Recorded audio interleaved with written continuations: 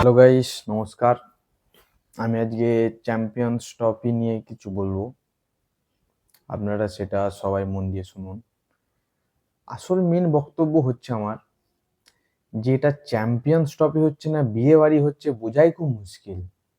কখন পাত্রপক্ষ দুবাই চলে যাচ্ছে, কখন পাত্রীপক্ষ পাকিস্তানে চলে আসছে, এটা বোঝাটাই মুশকিল যে আসলে পাকিস্তান চ্যাম্পিয়ন্স ট্রফি করাচ্ছে না বিয়ে বাড়ি ট্রফি করাচ্ছে।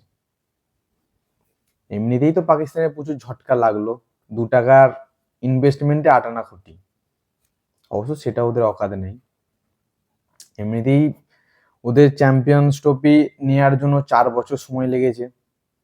লোকের পায়ে তেল মাখিয়ে তবে 4 বছর অনেক কষ্ট করার পর চ্যাম্পিয়ন্স ট্রফি পেয়েছে। 4 মাস শুধু ডিসাইড করতে লেগেছে যে কোথায় চ্যাম্পিয়ন্স ট্রফিটা হবে। 4 সপ্তাহের মধ্যে ওরা স্টেডিয়াম রেডি করে দিয়েছে, আর 4 দিনের মধ্যে ওরা দেশের বাইরে হয়ে গেছে, আর লিস্টের বাইরে। মানে চ্যাম্পিয়ন্স ট্রফির কোনো গুরুত্বই নেই। চার 4 দিনের মধ্যেই ওরা পুরো লিস্টের বাইরে।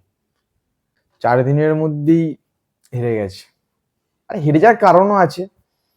আমাদের ইন্ডিয়ার সাথে খেলেও হেরেছে, সেখানে জয়সাপ মধ্যে লাথি মেরে বার করে দিয়েছে।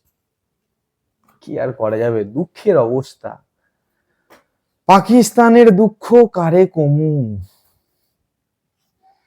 আপাতত তাদের এখন সব থেকে বড় ঝটকা, ইন্ডিয়া ফাইনালে উঠে গেছে।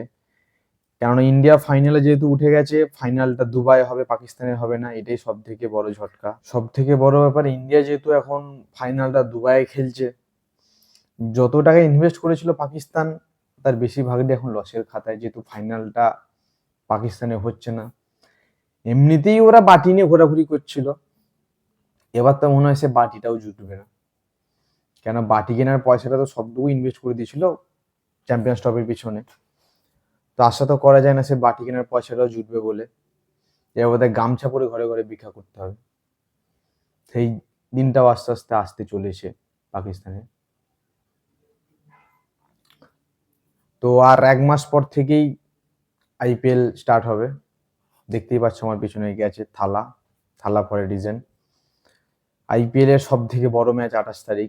আর একটা লিগ আছে আমাদের পাশে, পাকিস্তানের একটা লিগ হয়, পাজামা সার্ভার লিগ। ওদেরও ঠিক একই হাল। জয় হিন্দ, জয় ভারত, বন্দে মাতরম। আমাদের ভারত মহান, মহান আছে, মহান ছিল, মহান থাকবে সবার থেকে বেশি।